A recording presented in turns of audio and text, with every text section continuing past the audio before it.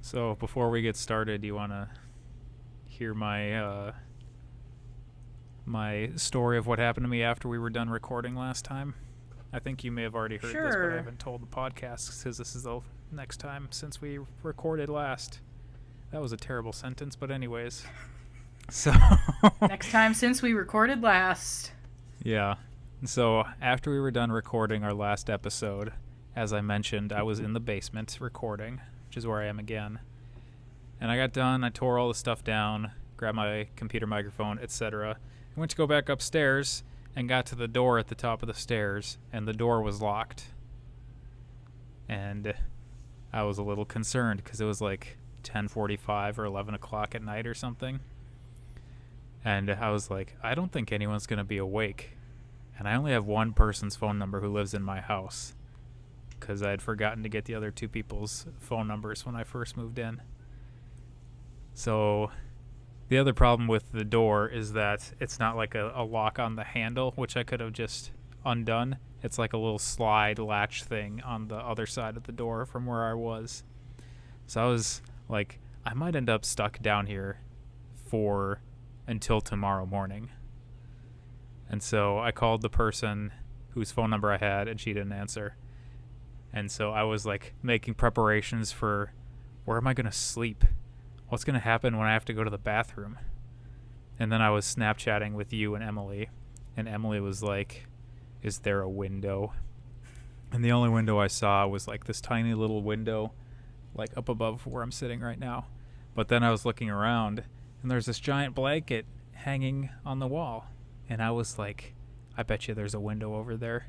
And I went over, and there was a window without a screen that was like big enough where you could crawl out, and there was like a window well and everything.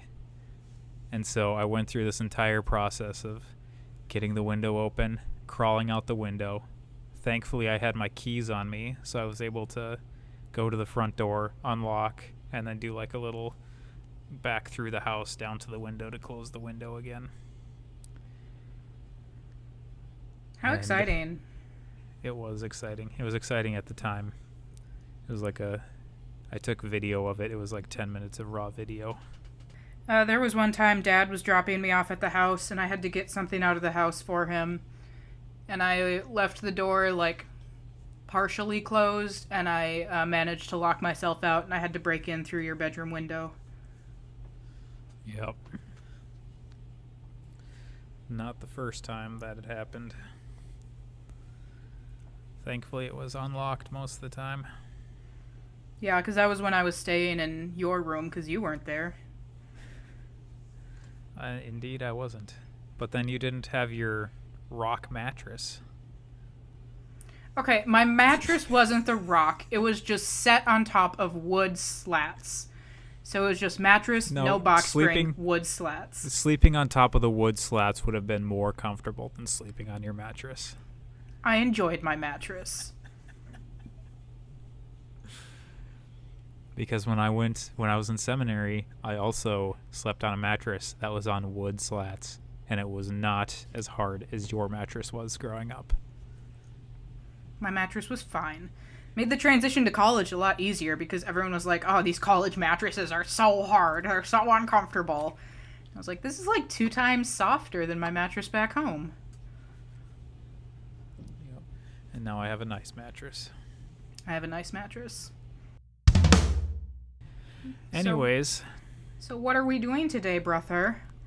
Well, back in the day, April or May, whenever we did the, that rhymed and it was not intentional.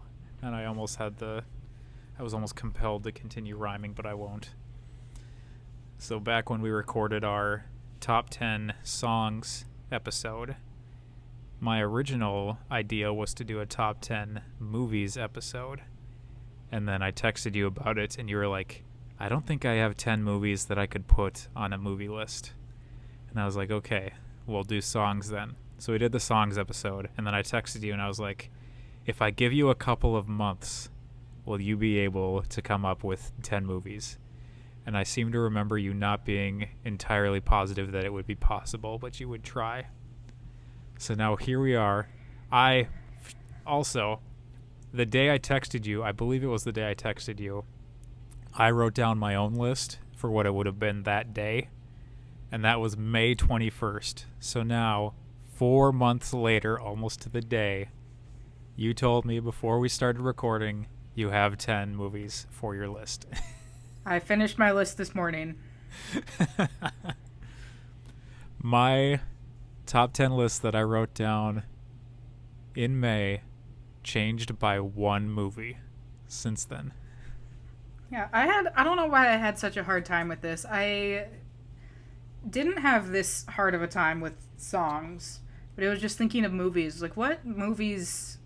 Like, I enjoy movies. I imagine I've seen quite a few movies, but when I went to do this, it was like I forgot every movie that I've ever seen.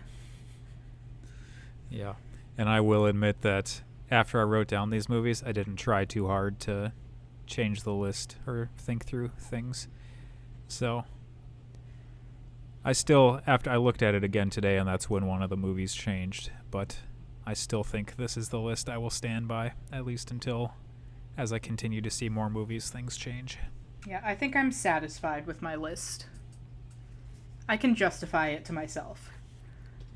That seems to be what you said about the song one Yep. as well. I like to be consistent. Good. Well, I think we'll do the same as last time. We'll go from 10 to 1, alternating between us. Who do you want to go first this time? How about who went first last time?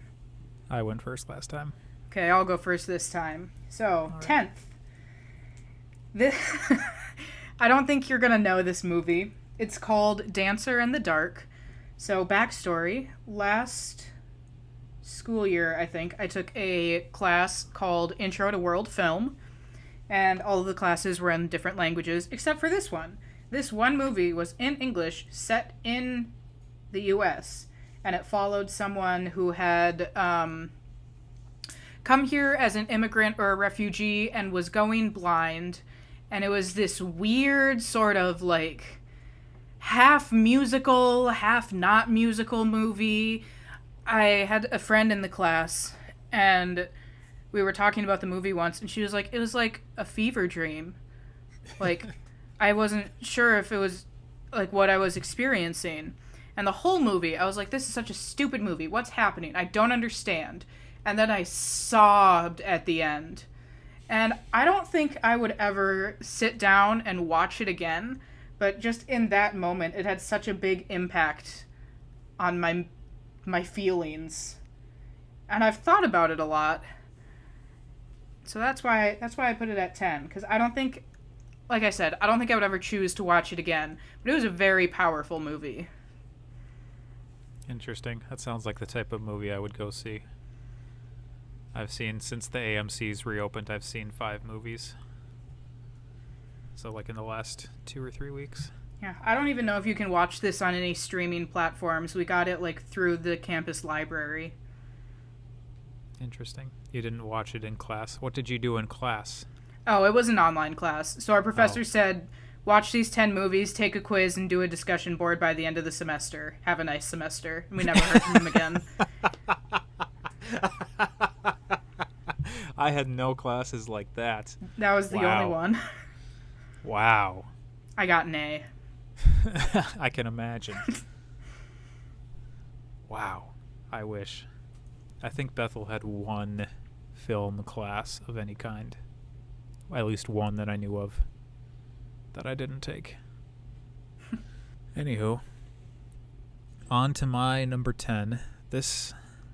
I think this is going to be our only foray into Disney from my list.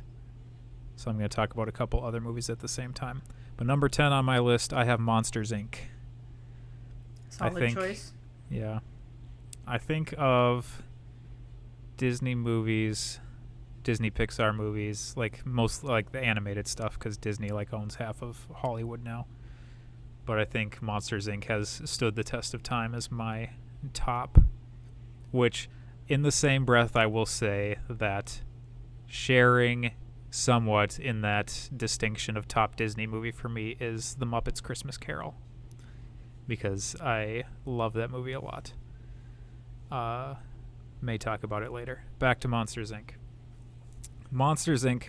It came out like, I would have been like late elementary, early junior high school, something like that.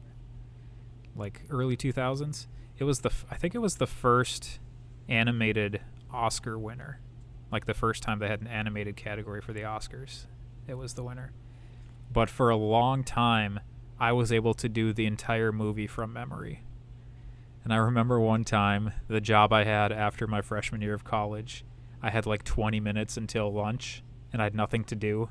So I grabbed a broom and started sweeping and reciting Monsters, Inc. to myself. And I went through like 20 minutes of Monsters, Inc. I tell people that story. And I don't know, story-wise, I think it's great. The voice acting's great. Animation's great. I think there's a documentary on Disney Plus kind of about the beginnings of Pixar. And I think this was the one where like animating fur was the focal point of like being able to do that in a computer.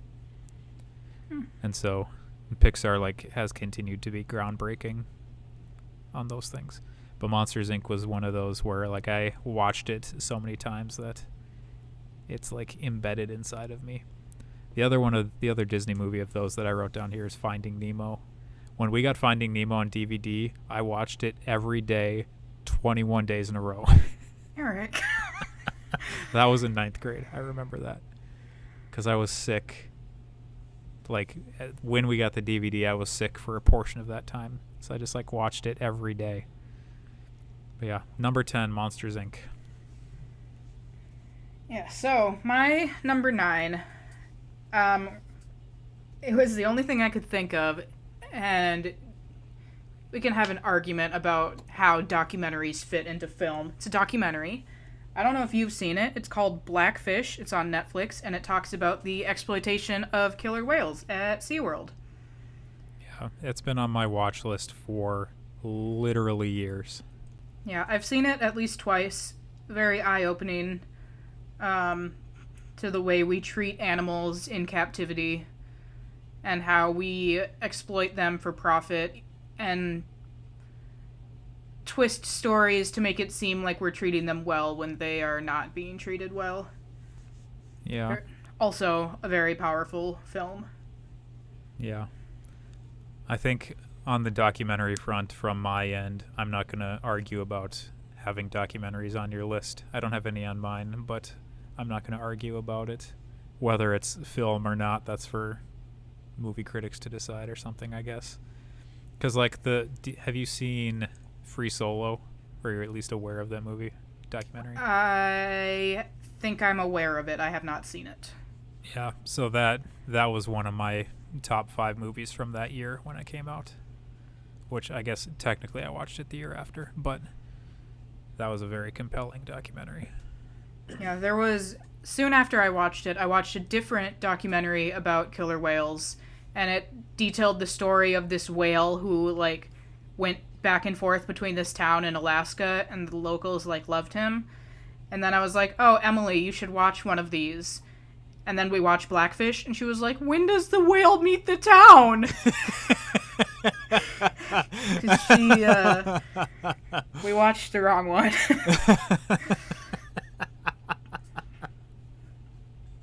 I could imagine her doing that, saying that.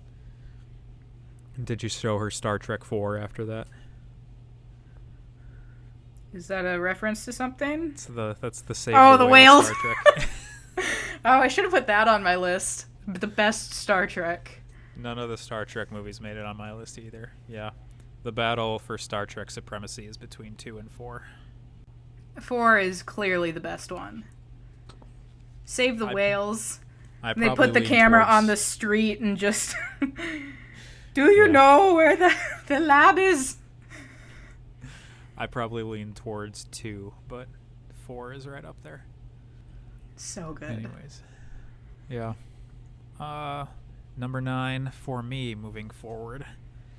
This is the only one. So part of my list, what's the word? Part of the criteria I chose, I guess, for this list was rewatchability. So all of the movies on this list I have seen multiple times, and I think it's important for lists like this to have movies that you can watch multiple times. This is the only one I haven't watched multiple times, but mostly that's because I didn't encounter it until semi-recently, and that is Scott Pilgrim vs. the World. I don't think I've ever seen that, but I know of it. Yeah. So when I watched it for the first and so far only time, I was like, why have I not seen this yet? It was so it's like based on a comic book or a graphic novel or something like that, but the director is able to turn the movie basically into a comic book. Like, so they're like comic book movies now, but they're movies based on comic books. They don't like turn the screen into like actually watching a comic book. So there's like parts where there's like text on screen, and there's parts with cuts where like it would be like if you were animating through a comic book where like it cuts from panel to panel. There are like things like that, and just the way that he cuts with people moving and like the camera tracking with them and things like that. Like technically I love it, but then also story-wise I loved it as well. Yeah, I've never seen that, but I have friends who speak very highly of it. So, moving on to my number 8. I didn't really... A lot of this was just naming 10 movies that I thought had a significant impact on my life in some way. And so my number 8 is Annie, specifically the 1982 version, the only good one. And the Carol Burnett as... Yes. What's her name? Miss Hannigan! First off, the singing, amazing. Carol Burnett, amazing. The plot, a classic. That specific movie, I remember watching it a lot with Emily at one point. So it was big sibling bonding. Because, I mean, Emily was in an Annie production at one point. So I feel like she was connected to the plot, the story. All over just a good time. So quotable. Ugh, those songs are playing through my head like 24/7. I haven't seen any Annie recently, and not which would include that one. But that's certainly the one I've seen the most. Let's go to the movies. Let's go see the stars. Oh, amazing.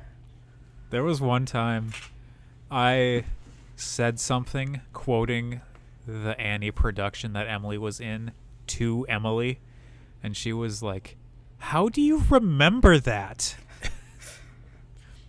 It was like when the two people come in like as the con artists. There's said something about going to Canada. How do you remember that? We had the thing on VHS. We definitely watched the performance on VHS as well as going to it. That was also Daddy Warbucks, and that didn't have a bald head in the play that Emily did. They had a bald cap on him at one point. I saw pictures of it, and it did not look good. So they just went with So they just didn't do it? Yeah. All right. Moving on to number 8. Now we're going to start having some thematic discussions and squeaky floors, and more like diving into plot and meaning or whatever of movies. For 8 of them, so strap in. Great. Number 8 on my list is The Truman Show. Oh, I thought about putting that on here. Truman Show. It is so amazing for a movie that was created in the mid-90s how relevant the message still is. Like, so for people who haven't seen The Truman Show, any of the 6 of you who listen, Truman is like the main character of the movie, played by Jim Carrey, and it's not a comedy. It's like when Jim Carrey or Robin Williams or someone of that sort of comedic bent plays straight and like does it really well. I also wrote down to mention The Eternal Sunshine of the Spotless Mind at this time. because that's another one where also very good, very like straightforward, or like not a comedy but a drama that Jim Carrey was in and played really well. But Truman is the main character of the movie, but he's also the main character of what is basically a reality TV show that he doesn't know he's in. So everyone else around him is an actor, and they're like extras that come in, and they've basically domed off this entire town for Truman to be the main character of a TV show that's being broadcast around the world that he doesn't know he's in. And he has been in since he was born. So he's like in his, I don't know what he would be, early to mid 30s at this point. And the story is him going through and finally starting to see the cracks and understanding that what he's seeing around him isn't reality, that it's like all been created for him, and that he's sort of like things are happening and things are being scripted around him. And it takes him a long time to figure out what's happening. It's like he feels like he's going insane, because in that, like, who wouldn't feel like they were going insane as they're starting to realize that all this stuff is unraveling around them. Mm-hmm. And so it's very, again, still relevant today into how our media culture is right now. And from your comment, Elaina, I'm going to guess that you've seen this, but a spoilerific line. So at the end of the movie, if you don't want to hear this, skip ahead. I don't know how many seconds. Skip ahead a little bit. So at the end of the movie, there's a line, like after he like gets free and he's at the door and he has to make the decision, do I stay here or do I leave? And like no one's going to stop him from leaving. And so he makes the decision to leave, walks out the door.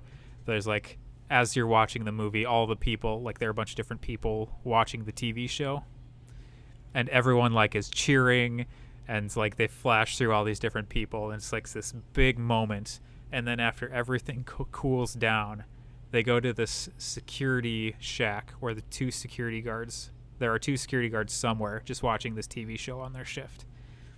And one of them turns to the other one and is like, where's the TV guy? Let's see what else is on. And it's like this, I don't know, metaphor, symbolism of like, even after seeing this thing where this guy like chooses to step back into reality and out of this TV show, basically, it's still just like now we move on to the next piece of media that we can consume. Are they learning from what just happened? And are we, as like the viewer, especially now 20 to 25 years later, how are we interacting with media? Because we're definitely going further down that rabbit hole of like media just being everywhere. So much so that even now we're sort of perpetuating it and creating a podcast together. But like, it's especially in like the vlogging and the reality TV that has sprung up as sort of the main or one of the major genres of media that we consume. Of just like, that's one of the things that that I have heard is people asking vloggers, you realize that you're Truman in the Truman Show, but like doing it willingly. So it's just sort of a parable, sort of parable-esque for what media is or can be or can do if we allow it to. Yeah, so I've seen that movie exactly once, and I did very much enjoy it, but I didn't put it on my list because, like, it was just another one of the movies that, like, yeah, I enjoyed that. And I didn't feel a super strong connection to it. But I will agree that it's a good movie. So, moving on, my number 7. I don't know if you've seen this one. It's called Starship Troopers. I think I have it, but I haven't seen it. This is a Mel Brooks one. I don't know. So one time... You can continue. Yeah, so one time in either junior high or high school, I was out sick for the day, and I was laying on the couch just flipping through the TV. Probably already watched The Price is Right, because daytime television. What else are you gonna do? And I flipped to some channel, and a movie was on, and I was like, what is happening? And it was Starship Troopers, and I watched the whole movie, and I came in fairly close to the beginning, but like didn't realize it. And then I was like, huh, interesting movie. Then a couple years later, I was like, what was that movie? I watched that one time. I had a sick day, and I found it again. And now I own it, and I've seen it a handful of times. So the plot is basically the entire world is in a war with space bugs. And there are bugs. Yes. BUGS. Like beetles, like space beetles. And there are a lot of discussions online that I've seen about who was actually the bad guy in the movie. Was it the humans or was it the bugs? But it follows this kind of like group of friends, and they're joining the army to serve their country, or to serve the world, basically, so they could become a citizen and have this power and vote and destroy the bugs. And it has a really interesting commentary on the military, because, I mean, it's a military movie, and right and wrong. And I just very much enjoyed it. And I was very happy that I could find it again after watching it one time on a sick day in high school. Yeah, so this is not the movie I thought it was after I looked it up here. I confused the titles of Starship Troopers and Spaceballs, Yes. which are not the same thing. I don't know anything about Starship Troopers other than what you just said. Yeah, well, I have it if you want to borrow it. Neil Patrick Harris is in it. Really?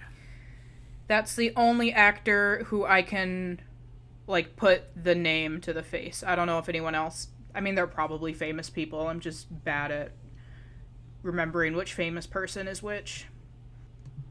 Let's go back to IMDb, because I was on Wikipedia. IMDb's better. He must have been fairly young. I guess he's been acting for a long time. I mean, he looks like a child. Well, he was a child actor. I don't recognize any of these names at all. And the pictures are tiny. Denise Richards is a name that I've heard, but other than that, I don't know. Yeah, but so I watched it that one time in junior high or high school, and then in the past couple of years is where it's gotten into the really philosophical, like, which side of the movie was actually right? Is it entirely propaganda? And how is our military in real life? Is it entirely propaganda? Are we fighting just wars? Are we justifying them, but they're not actually just? Interesting topics. Yeah, this looks like a movie I'd be interested in. I may have to check it out. All right. If I can click back. Number 7 on my list is a movie called District 9. I have heard of that from you.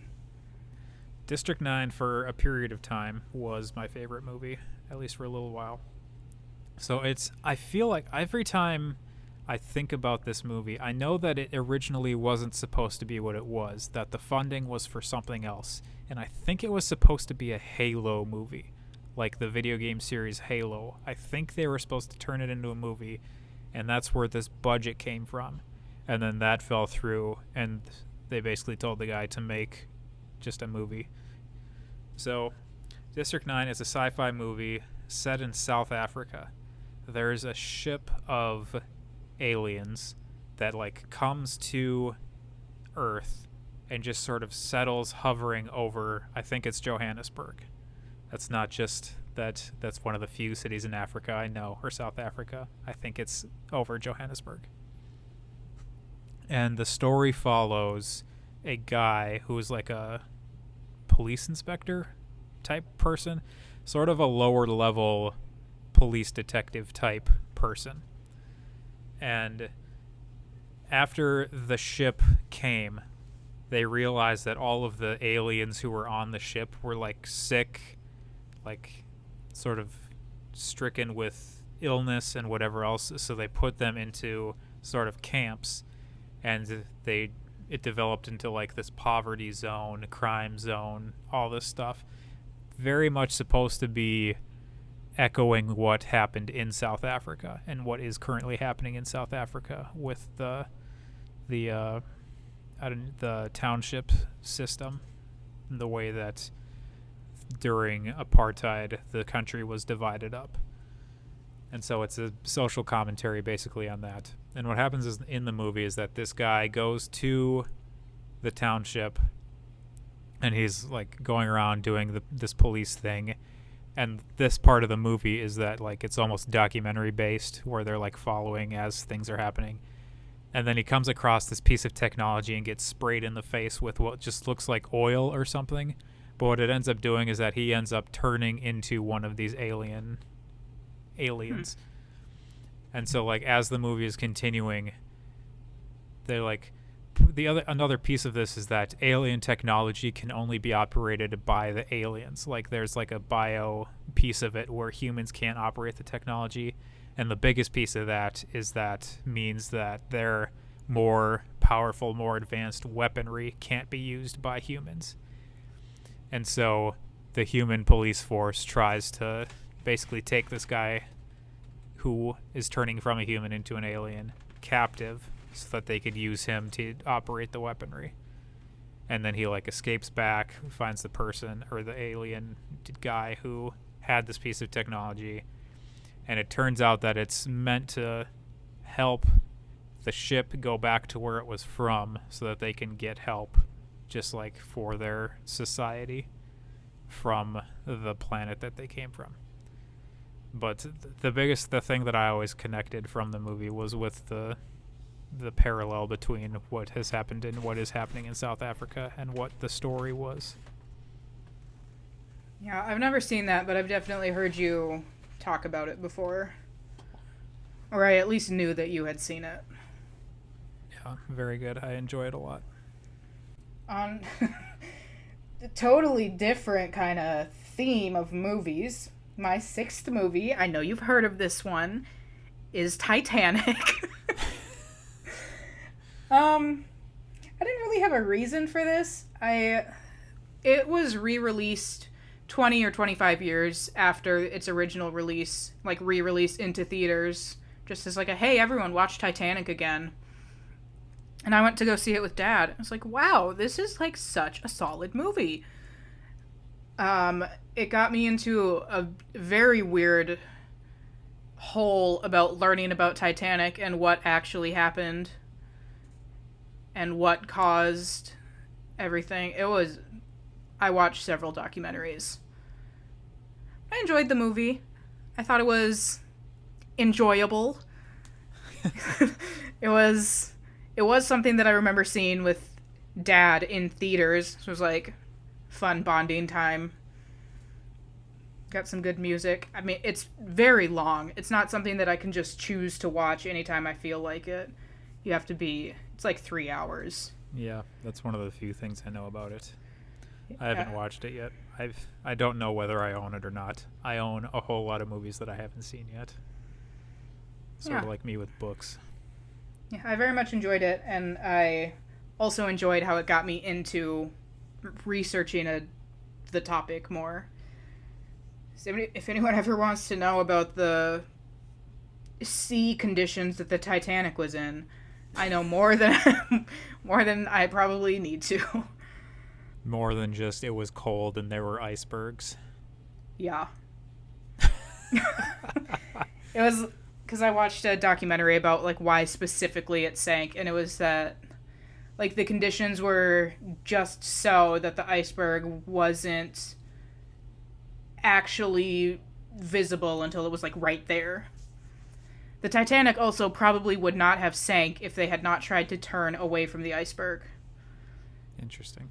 Because if they hit it head on, it would have just been like the front of the ship that got wrecked. But because they tried to turn, they scraped so much of the emergency water flow areas or whatever. Yeah. I know some about that. We had to do a project on the Titanic in 7th grade in English. You like were assigned a person who was on the Titanic, like a real person, and then you had to research them and give a report as them. So I ended up I was like the highest ranking officer who survived, like made it off the ship. But one of the things I remember from that is that they had like self-sealing compartments or whatever, and it was designed so that a certain number of those could be completely submerged and the boat would still float, but then too many compartments filled up and then it just like kept going. Mm-hmm. And the scene where, I mean, I'd say spoilers, but the movie's been out for like 25 years, and I mean, it's about a real thing. The ship sank a long time ago, but there's a band in the movie, like a orchestra quartet thing, and they were playing on the deck to try and like calm people down, and then as the boat is like finally about to go under, they're like, well, gentlemen, it was nice playing with you, and they all walk away, and this one violinist like just starts playing a sad melody, and then the whole group comes back and they're playing this sad melody as the boat is sinking. Powerful story. I'm sensing a theme in my movies. Powerful story. All right. Number 6 on my list is not one movie. I chose a trilogy for this, and I chose the Lord of the Rings trilogy. I had a number of trilogies I could have chosen from. I wrote down the Matrix trilogy, the Bourne trilogy, the original 3, not the additional ones, and the Indiana Jones trilogy. Again, just the original 3, not any Kingdom additional of the Crystal Skull garbage. And what got me with the Lord of the Rings, I think, was the quality of all 3 of them put together. Because like with the Matrix trilogy, the first one is definitely the best. With the Bourne trilogy, it's very good, but it's a pretty solidly 2, 1, 3 ranking from the trilogy. And then Indiana Jones, I know there are people who are fans of Temple of Doom, but it's not my movie. So even though the other 2 movies in that trilogy are very good, it doesn't elevate to the same level as the Lord of the Rings trilogy. Things to say about the Lord of the Rings. I mean, I have one time gone through the entire extended edition Lord of the Rings back to back to back, and it was all day. Because like the movies are already long, but then the extended editions are each like 3 hours long.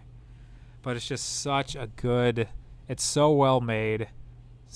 I mean, and it's drawing from fantastic source material, which is definitely helpful. But just like, I don't know what else to say about it. It's just such a compelling story, and then so well told, and so well cast, so well everything, basically. I mean, I could quibble with things here and there between is the book better or the movie better on certain things, leaning towards the book on most things. But I don't know. I mean, if you haven't seen it, it's worth seeing, and watch it on the biggest screen that you can. The making of that trilogy is crazy too. They were all in New Zealand like literally for 2 years, and they filmed them all at the same time and then released them like 3 years in a row.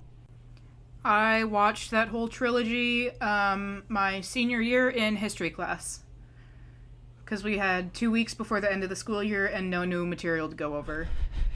So our teacher was like, what do you want to watch? Someone suggested Lord of the Rings. Lord of the Rings. It's very, very good. It's to the point where, like, The Hobbit was so disappointing in comparison. The Hobbit trilogy. Which, first of all, The Hobbit should not have been turned into a trilogy. And just, second of all, is that it just makes it that much sadder. The Hobbit, initially, The Hobbit was supposed to be directed by Guillermo del Toro. And he backed out very close to production, and Peter Jackson stepped in. So they only had, like, if you've seen The Hobbit, I think they had up until the troll scene, like, set, ready to go. And then from there, they just sort of were winging it throughout the rest of the entire trilogy. So you're turning a 200 or 300 page book into a 3-movie series while not knowing what's happening next in production, and it's just like turned into a dumpster fire. So stick with the Lord of the Rings and you don't need to watch the Hobbit trilogy. My 6th grade year of elementary school, we read The Hobbit, and the Hobbit trilogy hadn't come out, but there was some weird, like, musical version of The Hobbit that we had to watch. It was not good. Anyways. Like, it was so promising. The Hobbit was so promising, like, the first half hour of that movie. And then they get to the Misty Mountains, and it just... The whole scene with the goblins just... It's downhill from there. Quite literally in the movie as well as watching the movie. Downhill, it's a joke. Yep. And I read The Hobbit way more times than I read The Lord of the Rings. I've only read the entire trilogy books once, but I could read through, like, The Hobbit I felt like was more geared to my reading level as I was in junior high and wasn't as long. The Lord of the Rings is quite long. So, my number 5, this is where my Disney comes in. The one and only, the best Disney movie that exists, Hercules. You got Danny DeVito being Phil. I mean, you could just stop right there. That's enough justification. That's about where you can stop. There aren't a whole lot of names in that movie, if I remember correctly. You go from Danny DeVito to James Woods. Yeah, but it's a musical, which I love. I know every word. I have several times wanted to do like a one-woman show of Hercules because it's my Monster Inc. in reference to earlier conversation. I love it so much. The songs are such bangers. Am I a youths? That's all I have to say. That's all I have to say about it. I really like it. Rip Torn played Zeus. Interesting. Rip Torn, if you've seen, the only thing I know him from is Men in Black. He plays like the agent that's above Will Smith and Tommy Lee Jones. My favorite line in the whole movie, near the beginning, Hades calls his servants Pain and Panic to come down the stairs and talk to him. And Pain is coming down the stairs and he goes, "Come in your most lugubriousness."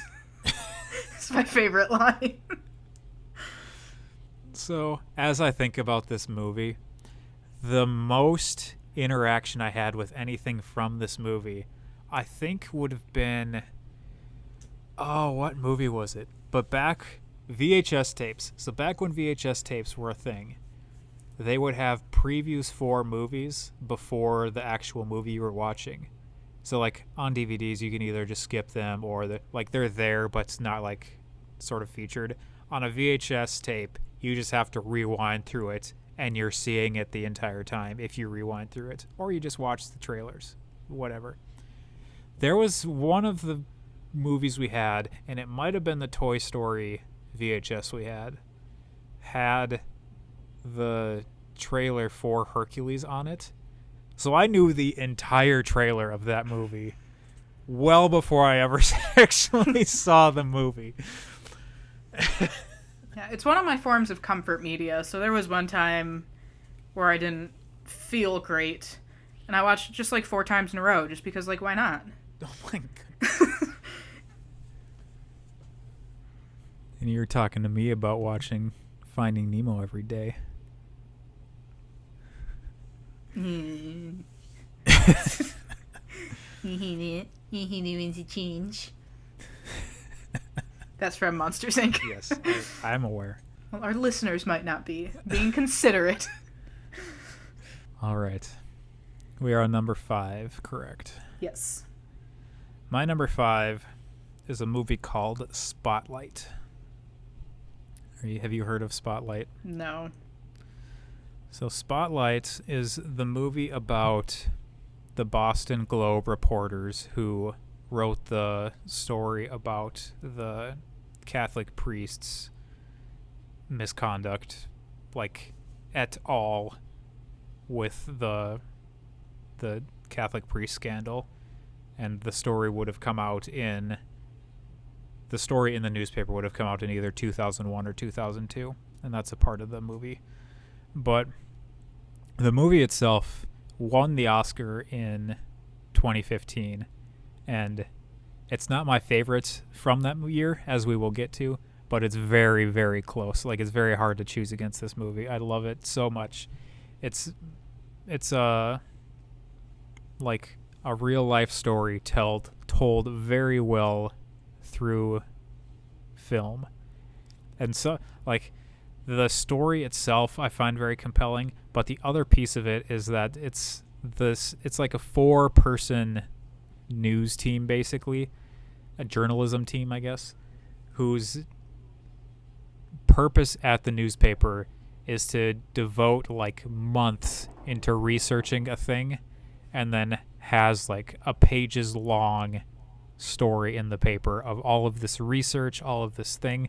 And so the movie goes through telling the story of them finding the story, and goes through like all of this research process and interviewing and people from within the church trying to keep things quiet as best as they can while they think they're not being like it's not showing that they're being this thing, basically.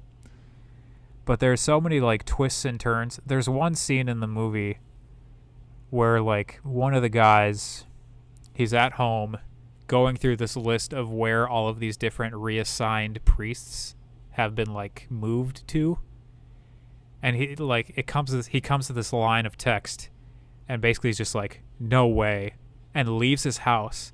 And it goes through this completely unbroken shot following him, walking or like running from his house, like halfway down a block, turning halfway down another block, basically. And he walks, and there's this house that he just saw the address for that he was reading.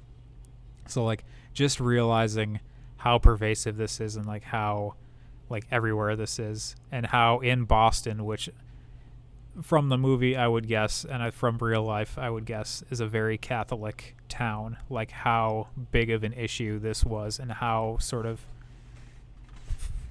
groundbreaking isn't the right word, but like revealing it was for this to be happening, and how tragic it was for the community for this to be happening. How tragic it was just in general, but how impactful it was in that community in particular. There's a video, I think, that the Nerd Writer channel did about how that movie tells the story of doing journalism, because so much of the actual work is like grunt work of poring over different records and things, and how you're able to tell that story as well as they were, and like keep it entertaining for a movie audience while also showing how much work it took to get the story made or written. And the reason I know that it's like 2001 is because halfway through the movie, 9/11 happens.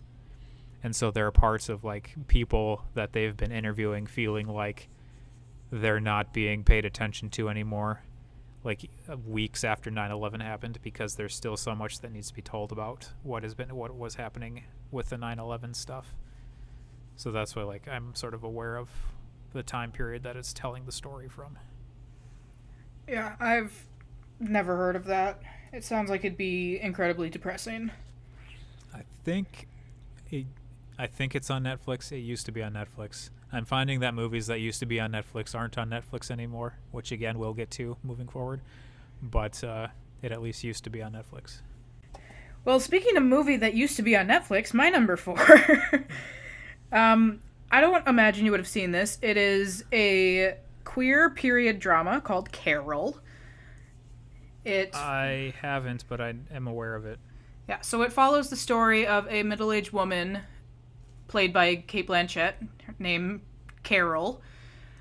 She is in a relationship with a man, has a child with that man, and is trying to get a divorce from that man. And that's kind of where the movie starts, and it follows Cate Blanchett's love affair with a younger woman. And it takes place in, I think, the 50s. And so there's good social commentary in it about how have queer people in America been treated over the decades. Because at one point she has to go to like behavioral therapy to try and fix her. Yeah. It has a beautiful soundtrack too. I guess pieces of that sound like The Imitation Game, or like what happened to the characters. Yeah, same kind of thing. Based on a book, not based on real life. Because The Imitation Game was based on the real story of Alan Turing. Turing. I was close. I don't know with the British accent what it would be. I would say Alan Turing. That sounds right. Oh, that just made me think of a different movie. We're going to have to get into... Here, let me write it down so I don't forget. We're going to have to get into some of my honorable mentions at a different point later. Anyways, so Carol. I don't remember... I was aware of it when it was in theaters, but I didn't go see it in theaters. It used to be on Netflix, and now it is not. And then it used to be on Hulu, and now it is not. I bought it on iTunes. So it was the only place I could still find it. On iTunes. I bought... Back to my Intro to World Film class, our professor was like, you're not going to have to spend any extra money on this class. Yeah, we don't have this movie. You need to go buy it. What? And so one of my movies I had to rent on Netflix. Ida, I guess I don't remember the pronunciation. It was a Polish movie, completely in black and white. Even though color was the thing that existed. They shot the movie in color, and then in editing, or in post. Sounds familiar. In post, they put it into black and white. Anyways, I think I've heard of it. Not that one. Number 4, Carol. Period. Oh, if you hear cracks, it's my ankles. Mine do that sometimes. Period drama with Cate Blanchett, Rooney Mara, and what's her name is in it? Sarah Paulson. Okay. From American Horror Story. 2015. That would be why I didn't see it. I didn't start seeing, chasing the Oscar movies until 2017. So there are movies so it's probably on my list of things to see. Kyle Chandler is in that movie as well. Yeah, it definitely does still have problems with the movie. Brownstein. I don't know who that is. She's it does in have Portlandia. I don't know what that is. It does still have problems. The age gap is definitely weird, and it's something that's been talked about because Carol in the movie is in, 40s or 50s, and she's chasing a 20 or 25-year-old, which is problematic and is not talked about the way it should be. Overall, though, I think it's beautifully done, beautiful soundtrack, good social commentary. Moving to my number 4. My number 4 is The Secret Life of Walter Mitty. I thought about putting that one. The newest one that was made by... Ben Stiller? Ben Stiller. I'm glad you had it on the top of your head, because I was going to have to look it up. Yeah. If I made a movie, it would look like The Secret Life of Walter Mitty. The story would be similar. When I've thought about writing stories, I'm like, this is just The Secret Life of Walter Mitty, but different. So, for those who haven't seen it, Walter Mitty is Ben Stiller. Ben Stiller plays and directed the movie, but he plays the lead. And he works at Life magazine, which at the time was out of print, but in the movie is about to go out of print. And it's the story of him trying to find this lost photo. So he develops photos for the magazine.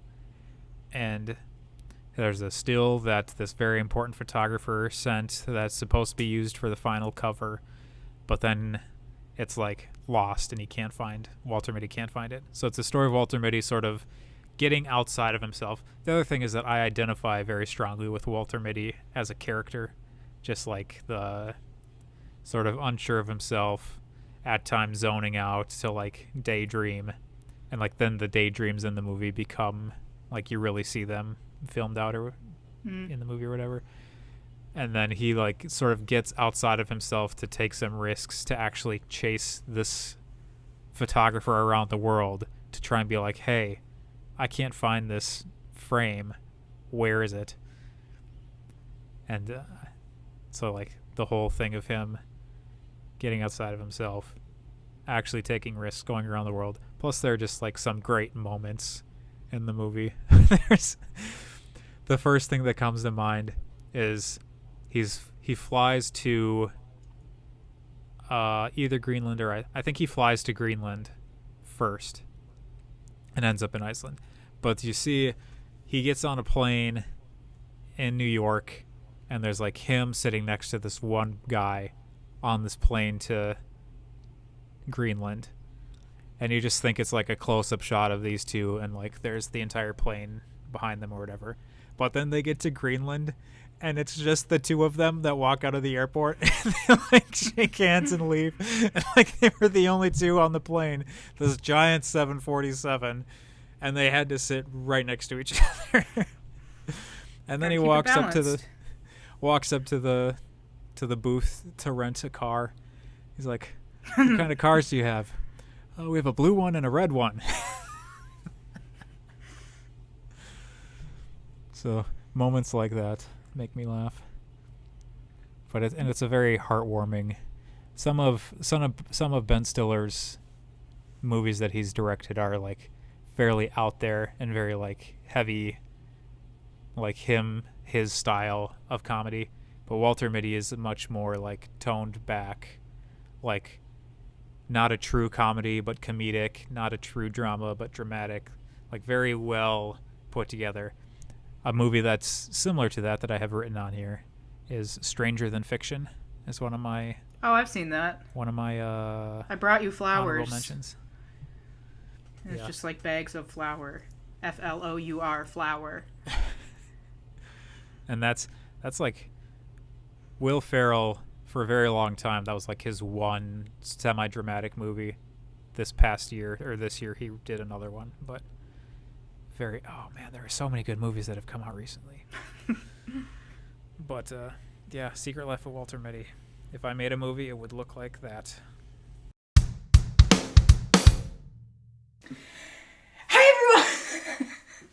Hey everybody, my name's Erik. And I'm Elaina. And we are the co-hosts of the 2 out of 3 podcast. Yep. And we've come back together today to talk to you guys about our Patreon page. Anyone who's familiar with the podcasting world knows that podcasts are mostly self-funded productions. Patreon is a way for us to connect with patrons who will help fund our productions with us. So if you're watching this video on Patreon, you're already here, so go ahead and take a look around. If not, there are 2 different ways you can find us. You can go either to patreon.com/2 out of 3 podcast or to 2out of3podcast.com. That's patreon.com/2 out of 3 podcast or 2 out of 3 podcast.com. Now back to the show. Yep. So now we're into the top 3. I feel like these top 3 movies kind of shape me as a person. Number 3. Well, I don't know what that's going to say about my top 3, but all right. Maybe I'm going to regret saying that. Number 3. The final Harry Potter movie, Harry Potter and the Deathly Hallows, really? Part 2. So, I think that this movie was really just like the end of an era. Like, the movie definitely was not the most representative of the book. The book will always be better. But I did feel like it was the end of an era. Harry Potter was a big part of my life growing up, thanks to you and Emily. You kind of forced those books on me. I don't remember that, but okay. It happened. You pushed one of the books into my hand and had me read the first page and was like, does it make sense? No. Then you gave it to me a little bit later. Does it make sense? Until I just kept reading the first book. Anyways, there have been a lot of conversations recently about J.K. Rowling, and how she has made a lot of very problematic comments. And I think we need to look into those comments and really think about if we are going to support J.K. Rowling going forward. But I did very much enjoy this movie, and it felt like a close to something. So, I mean, I've read all of the books 3 or 4 times each. Been to the Wizarding World twice. I own a Ravenclaw scarf. I have a Ravenclaw pillow. Here it is. My Ravenclaw pillow. There it is. Which is Did you incorrect. have a sweatshirt at one point too? I did have a sweatshirt. I don't know where it ended up. I am very mad about Harry Potter merchandise because I'm a Ravenclaw, but the house animal for Ravenclaw is an eagle. But everything that I can find that's Ravenclaw merch, it's like official merchandise, has a raven. Do you know what kind of eagle? Is it specific? I don't know. There are I just lots of know it's kinds an of eagle. eagles. And the colors are also supposed to be bronze and blue, not silver and blue. Interesting. But I liked that movie. Well, Harry Potter's also supposed to have green eyes, but I mean, yeah, the movies were not as good as the books. Undoubtedly. yeah, they did their best. It's a very interesting movie series.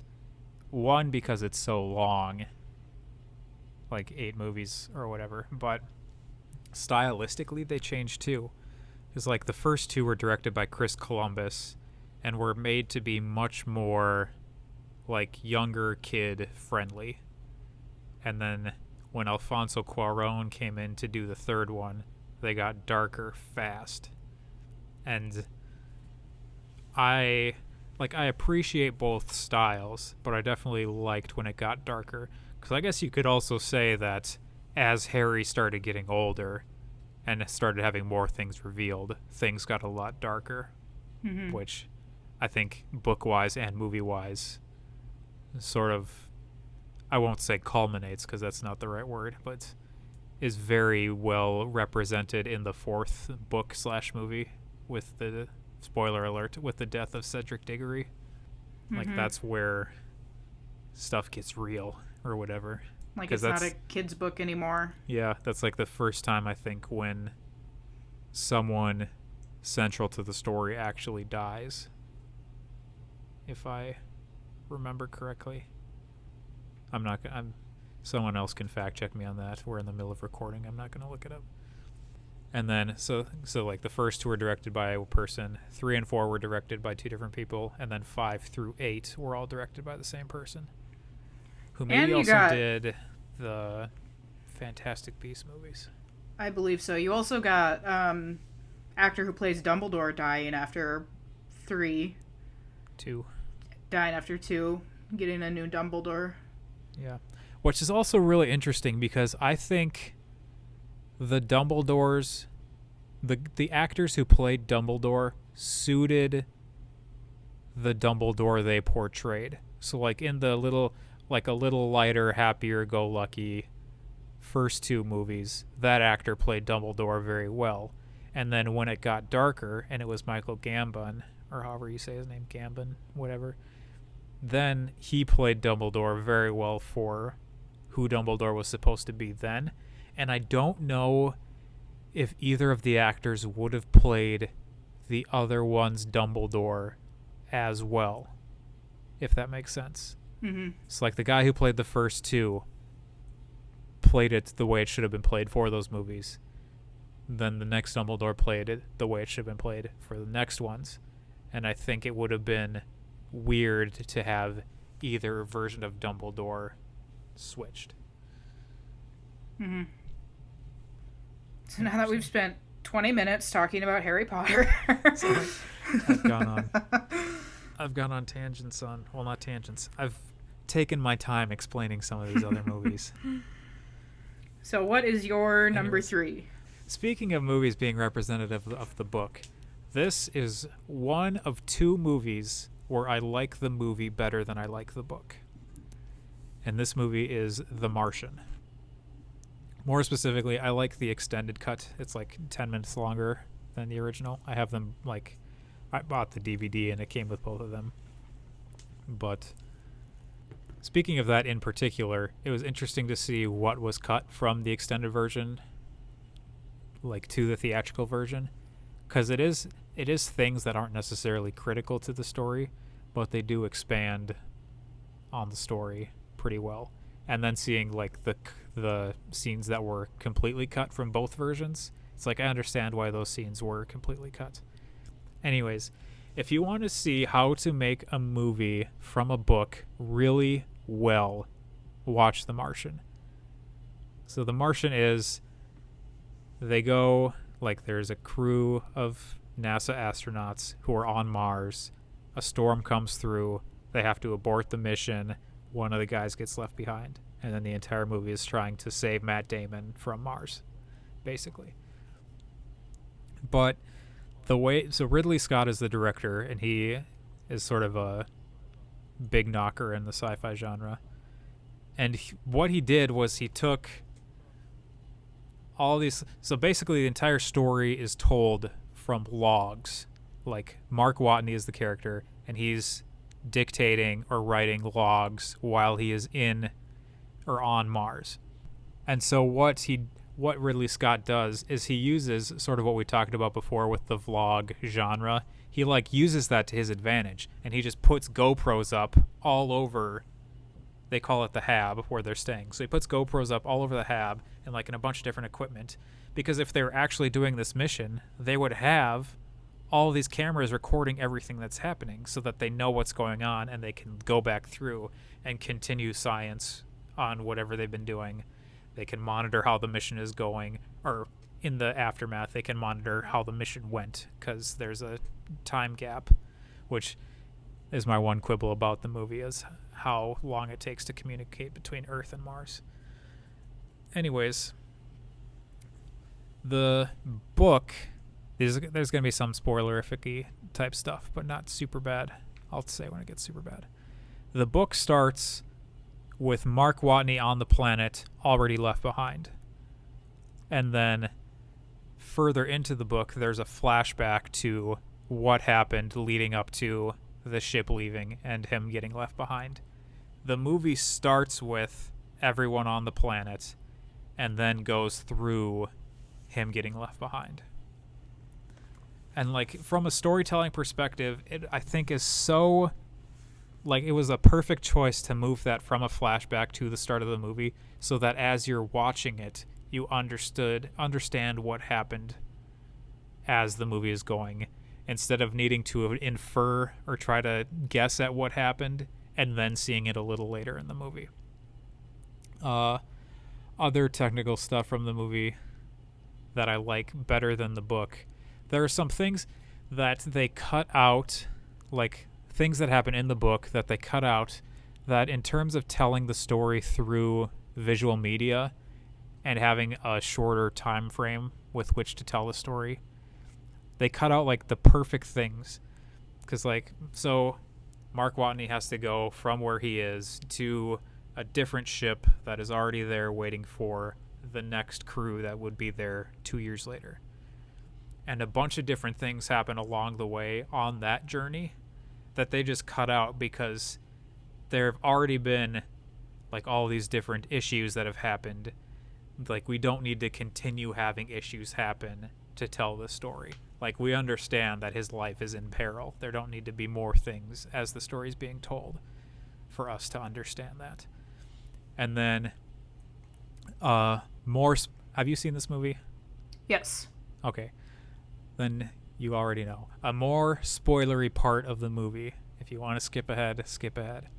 At the end of the movie, when the captain of the ship or whatever, Jessica Chastain, I don't remember her character's name, Commander Lewis, she is the one who goes out to get Mark once he like launches from the surface and they're coming by with the ship and there's like a gap. In the book, it's Dr. Beck, who is Sebastian Stan, so one of the other characters, who goes out, and there isn't any issue. He like is able to just go out to the capsule, get Mark Watney, bring him back. Whereas I think from a standpoint of not having like been in the military or anything like that. But from a standpoint of storytelling, it makes more sense for who Commander Lewis is as a person and as a character, that she would be the one to say, no, I need to go out and get him, like as the commander. Because she has this entire inner battle of, I am the one who left him. So now she is the one who goes out to get him. And then like the last piece of difficulty is that in the movie, the capsule doesn't end up right next to the ship. So there's like this period of trying to figure out, how are we going to get him from? It's like he's so close. It's like 3 football fields away. I can see him. How do we get him from where he is to us? And then her being the one to get him, I think, is a positive change, and is probably one that should have been done in the first place. So, all these things. And then there's so many good things in the movie. And there's so many big name actors who act their parts really well. And then like some smaller pieces or people who have smaller roles who do really well in them as well. Like Donald Glover's in the movie, and his like couple scenes are very good. There's a point, I don't know if you remember this, but like when we're first introduced to his character, he like trips over a trash can at one point, which wasn't scripted. It wasn't scripted. He like actually tripped over the trash can, and the other character's like, "Are you all right?" It's like, "I'm fine," and then it just like keeps doing the scene. But it like stayed in the movie because it was perfect for his character. Yeah, so all of these things and more are why I like this movie a lot, and I like the movie better than the book. Yeah, before I had seen it, I knew of one specific scene where Mark is sitting alone in wherever, and he just like looks at the camera. He's like, log day, whatever. I've run out of ketchup. I knew that was a scene, and so I was on an international flight, and we had free movies to watch, and I was like, oh, I want to watch the movie with the ketchup. It's a space movie. What's it called? Interstellar. And so I watched Interstellar, and I was waiting, and there was never I ran out of ketchup. No ketchup in that movie. I watched completely the wrong movie. That also has Jessica Chastain in it. Yeah, but I then watched it later. Yeah. I'm going to put some crushed Vicodin on this potato because there's no one to tell me. There's no one here to stop me. It has been 7 days since I ran out of ketchup. That's you. I would have died because I can't eat potatoes. But you like ketchup. I liked ketchup more when I was younger than I do now. I definitely have eaten a ketchup sandwich. I think I was 3 or 4. I just had ketchup on a hot dog bun. There apparently was one time when Mom was pregnant with Emily so I would have been like 2 maybe, and I was just eating ketchup off my plate by itself, and she had to get up and leave the table. I have heard that story. It's such a good movie. Completely different vibe.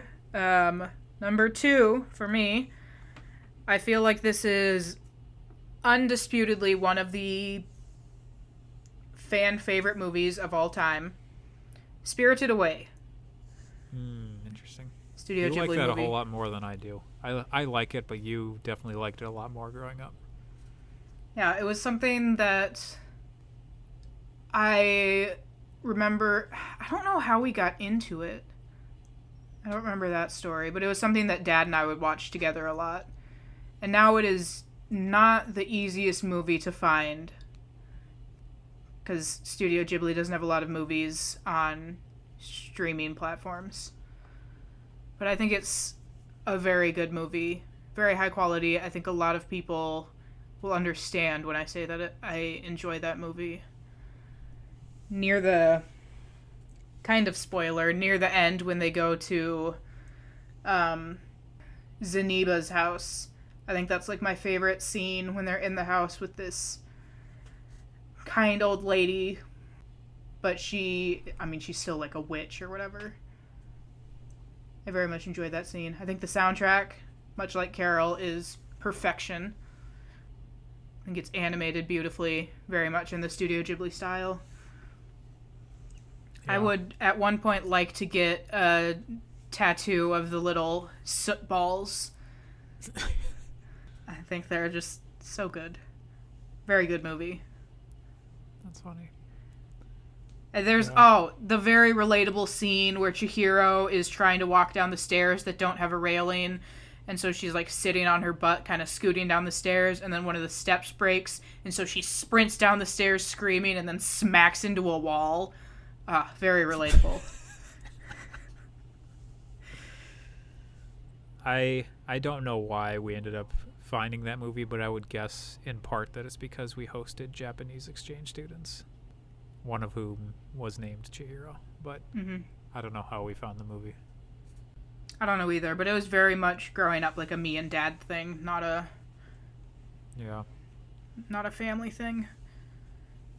You didn't grab the DVD when you left? I did not. I don't know where it is. I would assume someone has it.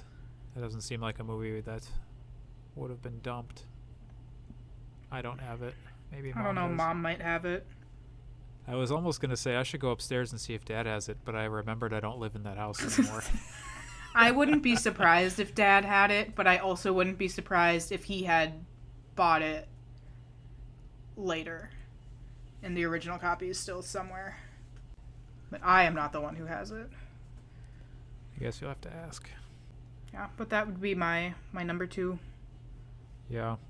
That was definitely, I think it's like just a cultural divide for, like, I could never understand the story at all watching it growing up. And even now, it's sort of hard to understand what's going on. Yeah, because the story, for those who don't know, it's so there's a family, a mom, a dad, and a girl named Chihiro. They're on the way to their new house. They get lost, and they find this abandoned theme park. And Chihiro is kind of like wandering around. Her parents are eating dinner. She comes back, and her parents have turned into pigs. And she is now in, like, the spirit world. And she needs to work her way through the spirit world so she can get her parents to turn back into humans so they can go on their way. And it follows her journey working in a bathhouse, trying to not be killed or eaten. Also trying to ensure that her parents don't get killed and eaten because they are pigs. Saying it out loud is... And the voiceover dub in English, the girl is played by the same person that plays Lilo from Lilo and Stitch. Really? Yep. That's the only voice I recognize. All right. My number 2 is the movie that beats out Spotlight for my favorite movie from 2015. It is called The Big Short. I have heard of that. I have never seen it. This movie, I feel like, was a groundbreaking, revolutionary movie in terms of the craft. Like, it's so... So, first of all, it's directed by Adam McKay, who in a past life was a writer on SNL and has written and directed a bunch of Will Ferrell's comedies. Like, if you were to name a Will Ferrell comedy from 2000 to 2015, Adam McKay probably wrote or directed or both that movie. And then he turned around and made this movie, which is not at all like a Will Ferrell movie. It is like... So the story is about the housing crisis from 2008. And it follows 3 different groups of people who, well, there's one person at the start who foresees that the housing crisis is coming and bets against the market, basically. So he puts a bunch of money into shorting the housing market, which means that he is buying that the market will fail. So if the market fails, he will make money. Or if the market goes down, he makes money, basically. And then word of these transactions, because they're like hundreds of millions of dollars getting put into this because he's running a mutual fund investment or however the money stuff works. So word sort of spreads that this is happening, and a couple of other groups get in on the same action, and it follows this original person played by Christian Bale, and then a group led by Steve Carell acting, and then another group that I don't remember the names of the two guys. They're younger guys, and then like mentored by Brad Pitt, which I didn't know it was Brad Pitt until I looked it up on IMDb after I got out of the movie. He played it. It's one of my favorite Brad Pitt performances. So it goes through this, and they're like following along what's happening. But as the story is going along, at different points, stuff will pop up where like people will explain what terms mean in the movie. So like at one point, Margot Robbie comes in as Margot Robbie to explain what is happening. Or at one point, Selena Gomez and a mathematician are at like a card table in Las Vegas explaining what is happening, like technically what's happening. So it's like finding different ways to keep the audience member engaged with understanding what's happening, at least at some base level, to continue with the movie. And it just like it follows along as all these characters are realizing not only that like this is probably inevitably going to happen, that the housing market is going to crash, but like understanding the consequences of what that will mean and how fraudulent much of what is happening in the banking world is. So like there's the first transaction with the guy played by Christian Bale happens like in 2006. So there's like 2 years until stuff actually starts to hit the fan. And even as things like dominoes start to fall, the banking world is still making it sound like things are going okay. Like this is all like the history part, but the movie part is these people going along and understanding what's happening and all of like the strife basically that happens. And it's so hard to like explain movies through the art of podcasting because like I just want you like just watch it. But yeah, I wish you could see Erik's gestures right now. Yeah, you can't even see all of them from what my little square is showing. I'm like, you can see like this, and I'm like spread all the way out with my arms. Anyways, he's basically trying to take flight. Basically. But it's just like when I went in to see it, it's a movie that, like I said, it completely changed, I think, film. So if you saw the movie, or if you've heard of the movie I, Tonya. Yes. It's about Tonya Harding, etc., etc. Research on your own, I guess. Watch the movie. That, I think, stylistically is very similar to The Big Short. And then Adam McKay also made a movie called Vice, which is a biopic about Dick Cheney. And that movie was not nearly as good, but I think it got an Oscar nomination just because of The Big Short. And it's just, oh, it's such a freaking good movie. Now his head is in his hands. I wish I could. I wish I had taken more time to figure out how I was going to explain these things. Alrighty, so number one, the number one movie of all time, according to me, that I don't think very many people will agree with. Matilda. So the Matilda movie... You could have given me a million chances. Matilda movie is based off the book Matilda by Roald Dahl. I don't know how to say his name. Roald?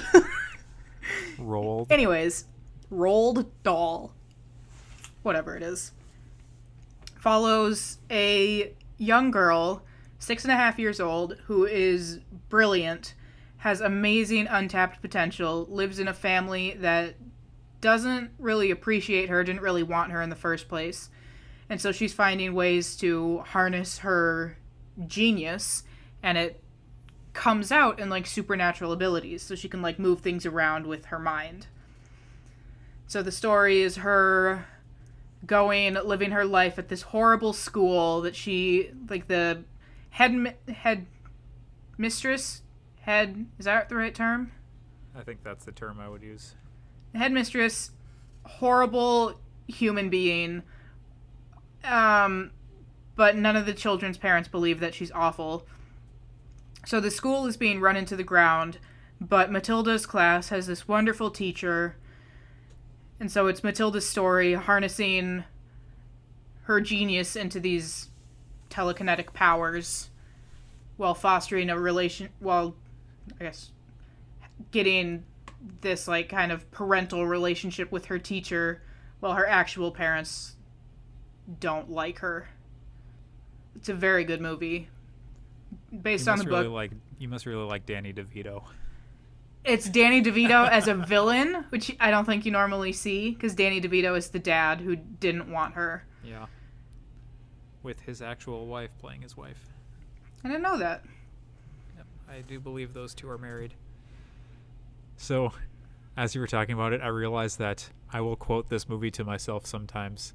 One line, the only line is, "The fibers fuse to the head!" Fibers fuse to the head! Yeah, so I read the book growing up. It was one of the Roald Dahl books that we had. And then in 5th or 6th grade, we watched it in an indoor recess. I was like, I really like this movie. Then I happened to find it at Target for $5. I was like, this is perfect.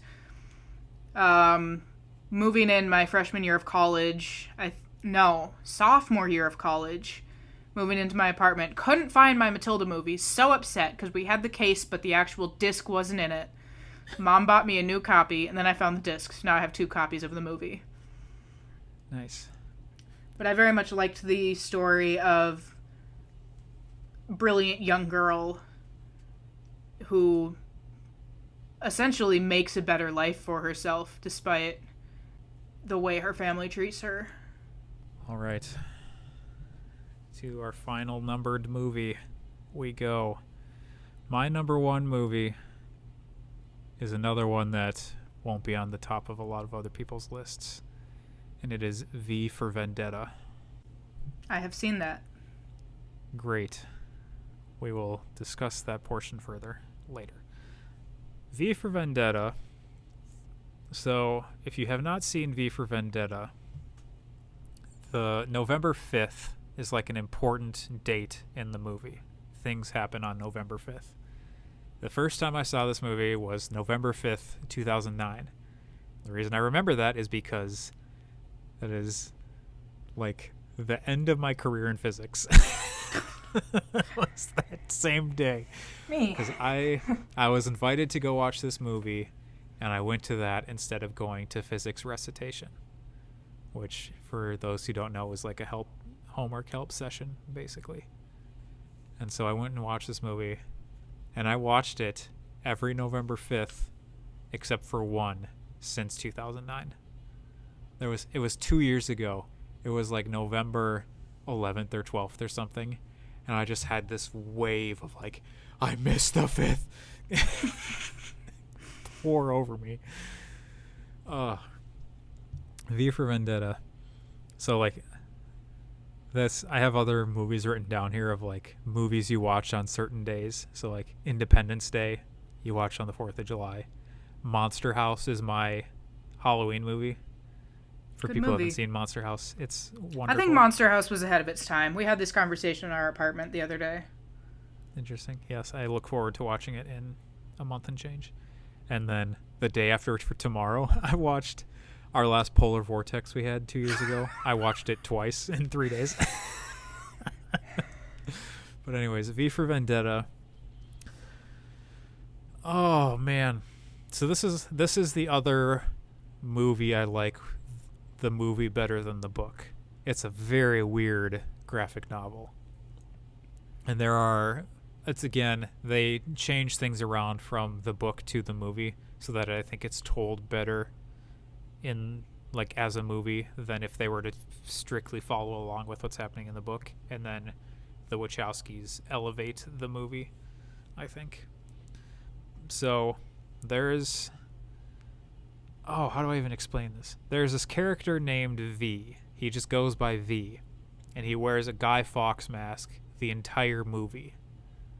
So if you're not familiar with what a Guy Fawkes mask is, like Google it.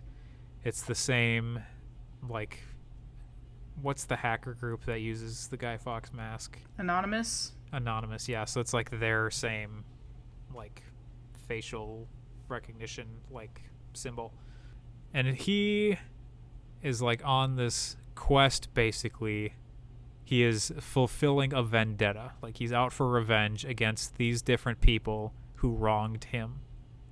And as you go throughout the movie, you're like seeing all these different things that have happened at a very high societal, governmental level of like very, for lack of a better nuanced term, very evil things that the government has been perpetrating in order for certain people to get in power in the government. And then a part of their plan basically involved this character V many years in the past, and he has slowly worked up to this point where he is able to exact his revenge against these people in particular, and like the government and the society that they live in general. All of this happening in the UK. One of the things I like that they did in the movie is that they pushed it forward to like some undetermined time in this 21st century. So like it could be happening in the 2030s or 40s or whatever, like sort of an unknown future from where we are right now. The book took place in the 1980s, and I think if they had tried to do a retrospective telling of the story, it wouldn't have worked as well as it did as a futuristic story. So like V is this character in the movie. The story, you're like following along with the different character. Evie is her name, Evie, played by Natalie Portman. Which, side note, I did not know that Natalie Portman was not British, because the only thing I'd ever seen her in was this movie for a long time. I mean, she's in the Star Wars. Yeah, I did not see or remember that. And then when I saw her in Thor, I was like, this is not right. Anyways. She speaks like 6 languages. Yeah, she's incredibly smart. Israeli American. She went to Harvard. She went to Harvard, speaks 6 languages fluently. Craziness. Anyways, so you're like experiencing learning about V and about all these different things through her as like your guide. So going through the movie, there are like thematically, it's sort of scary how much more relevant things have become in the last 11 years since I've been aware of this movie, 15 since it came out. Like just these different things about what happens in politics, what happens with a surveillance state, what happens with things pushing towards a very extreme radicalism, nationalism, and then sort of the kicker in the movie is the government perpetrating crimes against its own people in order to like do what they want to do and implement this security state. Basically, it's if anyone's ever read 1984, it's like pushing towards a 1984 style of government, which interestingly, and I think on purpose, John Hurt played like Big Brother in the 1984 movie, which I haven't seen, and then he also plays the head of the government in this V for Vendetta movie. And it's so hard to convey from the visual medium to the auditory, this medium. But there's one panel in the book which I couldn't believe when I read it, because I bought the book, and there's like coming over the loudspeaker Like there's a loudspeaker system for telling things to all the people living in London, and there's a line that something is being done to make Britain great again. Like 25 where have we heard years that before? 25 years before Donald Trump came up with the Make America Great Again. And like it's a similar like nationalistic system in place in both places. So it's like life imitating art instead of vice versa. There's a line in the movie where artists use lies to tell the truth, whereas like the government uses lies to cover up the truth. It's like it's so crazy how much more relevant it's become. And it hits on so many different social commentary points, from treatment of the LGBT community to, again, security state, media, government manipulating things, and then like the overall moral question of, is what V is doing right? Because he's definitely not the hero. He's definitely an anti-hero in the movie, and like doesn't pretend, I think, to be the hero, and isn't understood necessarily to be a hero. I think people in the movie understand that he's not your like quote unquote typical hero, but also is like making relevant, valid points that what is happening in the world is pretty messed up. And then I think the ultimate question is that the movie gets to is doing bad in order to see good happen morally acceptable, and is like violence morally acceptable in order to right wrongs, and continuing along those lines of thought. And it's so fascinating being in the 2020 that we're in right now, not just with like the pandemic stuff, because there is some virus type things that come up in the movie as like a side thing, not the main point, but then also just like the response to power that we've seen, especially with things since the death of George Floyd, and just like the parallels between the police system that we're seeing now versus the police system in the movie, and the political reality we're seeing now versus the political reality in the movie. And it's like amazing that it feels like these are probably issues we needed to address when the movie came out, but they weren't issues that were at the forefront of public consciousness when the movie came out. Mm-hmm. And so when I watched it with Emily saw it for the first time last year, and she was like, yeah, it was like watching the news. Yep. Yeah, I've only seen it once, and it's a little bit fuzzy in my memory, but based on what you've said, based on what I remember, I think I agree with what you're saying about how it relates to today. Yeah. There is one part of the movie that I wish had been better explained from the book. So you hear early on the term like fingermen. They're like, if the FBI just had people running around like willy-nilly doing whatever they wanted, which some people might argue about things, but anyways, it's sort of like the secret spy for the government on the people group. They're a part of, like, there's this wider thing, and you see also in the movie there's like this council of 5 people who communicate with the leader of the government via video conference. But it's meant to be like the 5 senses of the body, like widely speaking. So there's like the voice or the speech or whatever is like the media, the news media. And then there's like the fingermen who are like out feeling everything. And then there's literally like the ears who are out surveilling what people are saying. And so it's like, I wish that had been a little better explained in the movie, that like these are meant to be like the senses sort of reaching out into the entirety of the society as thoroughly as possible. Yeah, I don't remember. And there was one other piece I don't remember. And then the ultimate thing is, this is all going towards, is V going to blow up Parliament? Because Guy Fawkes, X number of years ago, tried blowing up Parliament in protest of something. And in the book, Parliament is the first thing that gets blown up.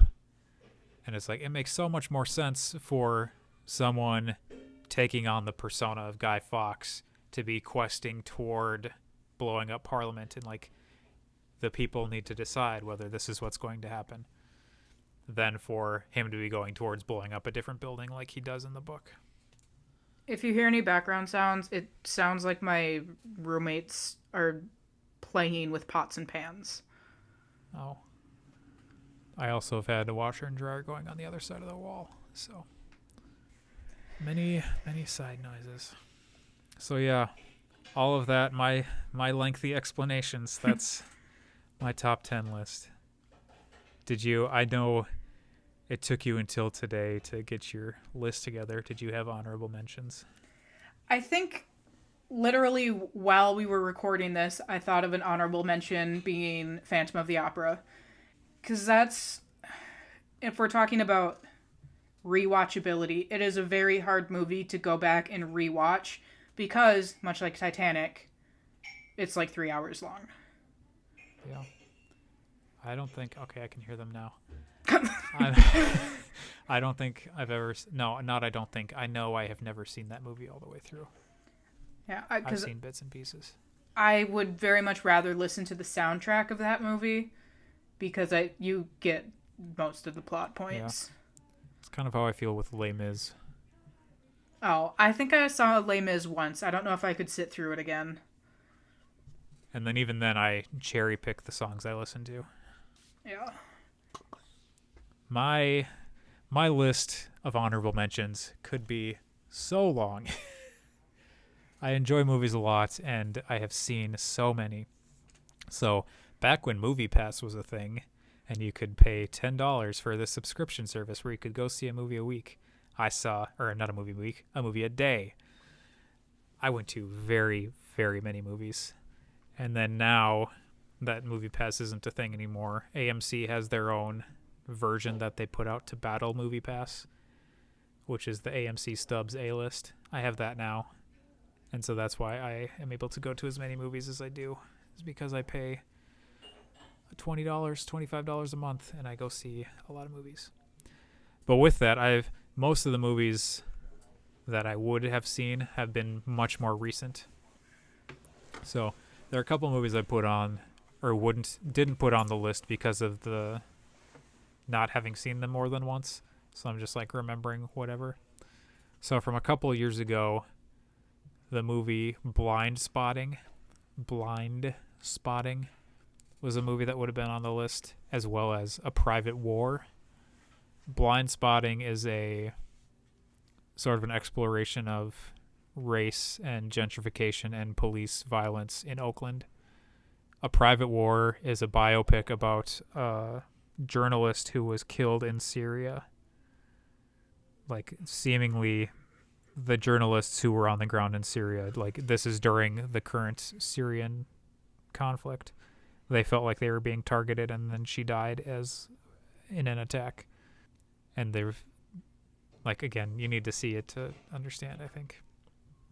The movie that Scott Pilgrim replaced on my list was The Shawshank Redemption, which is a very good movie. That is a good movie. I think that's very critically acclaimed and very welcomed as one of the best movies of all time. I've seen it once, and, like, I enjoyed it. There was a period, they show it on AMC, the AMC movie channel, like, all the time. And there was a period when I was a sophomore in college where for an entire week they started showing the movie at 6 o'clock at night, and I started watching the movie at like 6:30. So I didn't see the start of that movie for a long time. Yeah, like, that was my problem just in general making the list. Because, like, I've seen quite a few movies, and, like, they're fine.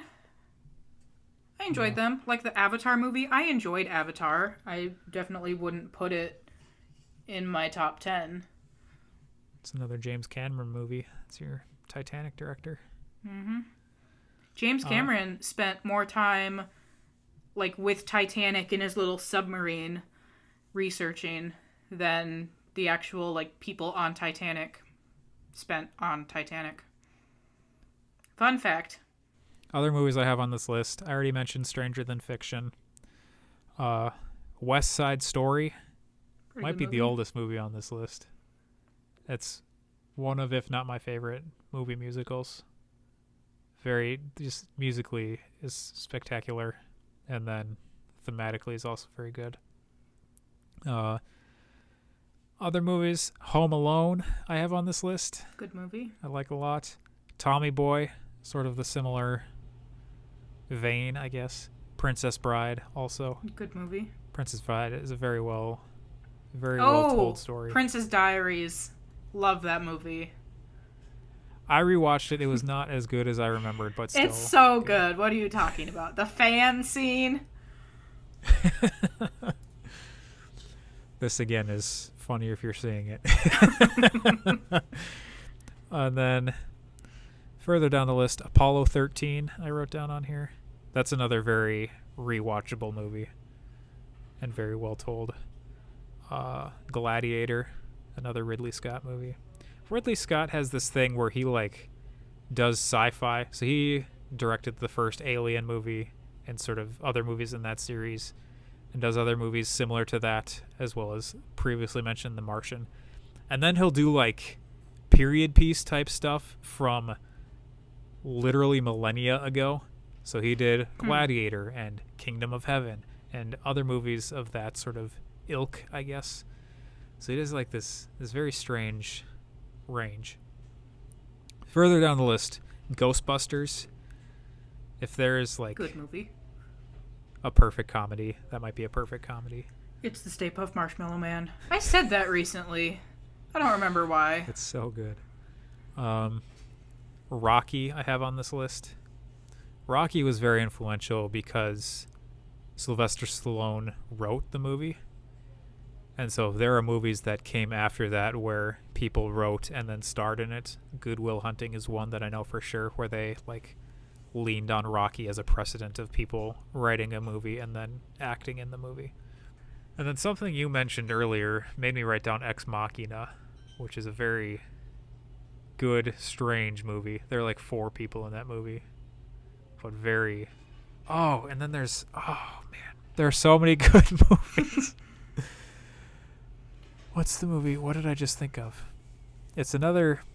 So Ex Machina is like an exploration of artificial intelligence. There's another movie that came out recently about artificial intelligence. Upgrade. Oh, man. If you get a chance to watch Upgrade, that is a fantastic movie. Like, I think it's pretty indie, but a guy basically like gets an AI implanted into him that then like he has to deal with how the AI is able to operate his body for him. It's crazy. Very well shot movie. I think another one of like, my honorable mentions was Dead Poet Society. Yeah, that's a good one. That's The first time I watched it, I did not like it at all. And then after Robin Williams died, I found it online somewhere and just cried. Yeah. So, the last time I watched Dead Poet Society online, I had to get it through some sort of a week-long free trial through Amazon Prime, like Cinemax or something. And then I forgot to cancel it beforehand, so I ended up paying like $13 or whatever. And then 2 weeks later, Dead Poet Society was on Netflix. I was like, I could have just waited 2 weeks and watched it on Netflix. Great. Yeah, that's a movie Emily and I very frequently will quote. Who gave half a roll? I'm eating the other half. Just that line. I don't remember that. Are they in the cave? They're in the cave and they all like empty their pockets with the food to share, and someone gave half a roll. That's again Robin Williams playing straight. Like he still did a bunch of improv in that movie, but not being his typical Robin Williams self. Mm-hmm. That's very good. So, and I could go on. When you take the time to seek out good movies, you see a lot of good movies. You see a lot of okay and very bad movies, but you see a lot of good movies. And I could go on. But anyways, the reason ultimately that we did this, or that I wanted to do this episode now, is to go back to my list. I want to talk about V for Vendetta in a future episode. Mm-hmm. And I wanted to do the list before we got to talking about the movie because I didn't want to spoil my top 10 movie list. Reasonable. So you have seen it, you said, but I would like for both of us to watch it again, and for anyone else who wants to participate in listening to our discussion about it. And maybe we'll be able to come up with a little more coherent discussion. Mm-hmm. But this again is movies that used to be on Netflix and now aren't. Last year, V for Vendetta was on Netflix, and you could have watched it if you didn't have the thing. Now, V for Vendetta is not on Netflix. I checked today, it's not there anymore. And I don't know if it's coming back. I went to Netflix, and there was like an option to notify me about something, so I don't know if they're planning on bringing it back at some point, but... It is on HBO Max. Yes, so you could get a free HBO trial or HBO Max trial, and then remember to cancel it before you have to pay for it, like I had to do with freaking Cinemax. You could also purchase it on Amazon, YouTube, Fandango, Apple TV, etc., etc. Or you can probably find the movie for $5 somewhere. So, if you want to commit to doing this, are you interested in discussing V for Vendetta? Yes. I will find it somewhere. People may be able to ascertain, to divine what day I want to have an episode about this come out. So if you want to watch this movie in the next month or two in preparation for when that episode would come out, you the listener, you Elaina, I think if you can watch it in the next month, and then we can discuss with time to edit the episode. That would be fantastic. Yes. And if you don't want to pay for it, I thought about driving to Ames and bringing my DVD with me, but it would probably make more sense to just buy it for you. You just mail it to me. Why would you drive here? Yeah, because then I could watch it too. So, I think that's it. That's our lists. We're not going to make a YouTube playlist because it doesn't work that way. That only works for the songs. Here's an illegal stream of every... No, I don't know. You know what I saw yesterday? Someone took The Lord of the Rings, The Fellowship of the Ring, and edited so that every time Sam takes a step closer to Mordor, he says a line from earlier in the movie where he says, "This is it. The next step, this is the furthest I'll be from the Shire." And he edited that with every single step Sam takes. And it's a 9-hour YouTube video. Jeez Louise. And I saw it, and I was like, I love this as a concept. I will not ever watch this video.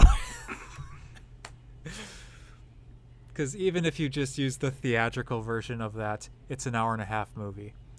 If you use the extended version, it's a 3-hour movie. And then it's a 9+ hour YouTube video. It's all about the trip to Mordor. So if you can imagine. Jeez Louise. Oh. So that's that. As normal, if you want to see our lists, they will be in either the description for the podcast episode or for the YouTube video if you are listening or watching in one of those places. I don't know what my roommates are doing. I just hear opening and closing cabinets. What time is it? It's after 9. It's going to be another long one. This might be just as long as our song one was. Sorry about that. That's mostly from my end, I think. I mean, I did have a very hard time even coming up with movies, so... Yeah. Didn't have a whole lot to say about many of them. I do like the movies that I said. Yep.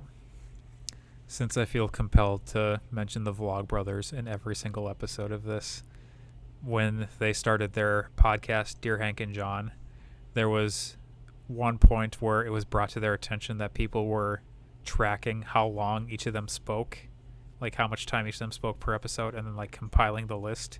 And I think if anyone ever did that for our podcast, I would have so much more speaking time than you.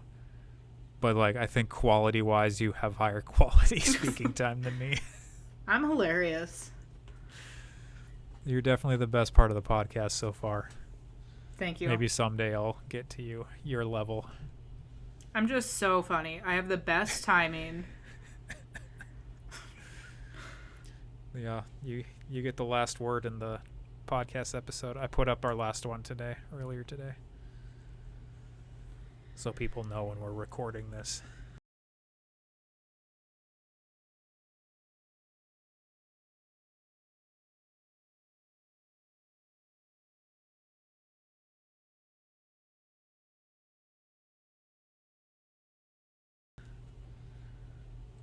My battery's dying on my computer. So we can sign off here. You want to clap 4 times?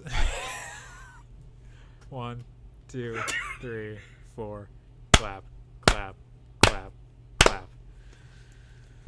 Oh my gosh. I don't understand. I'm clapping with you. When I edit it together, just like the last one, when I edit it together, it will be synced. But me looking at you, it was not synced. You were clapping on upbeats. It was completely synced. I should record this. We've already clapped. I don't. Here. Let me take a video of this. We'll put this up on the Patreon for people who care. Okay. I don't know how I'm going to hold How do you think you're going to clap, Erik? I will snap and you can clap, and that way we can have it. 1, 2, 3, 4. Clap, clap, clap, clap. This is video evidence that I am snapping on downbeats and you are clapping on upbeats, even though somehow when I put the audio together, it will sound the same. And there hasn't been a delay in our audio through the conversation like there was at the start of recording podcasts. So I don't know what the deal is. So this will probably go up on Twitter and on the Patreon.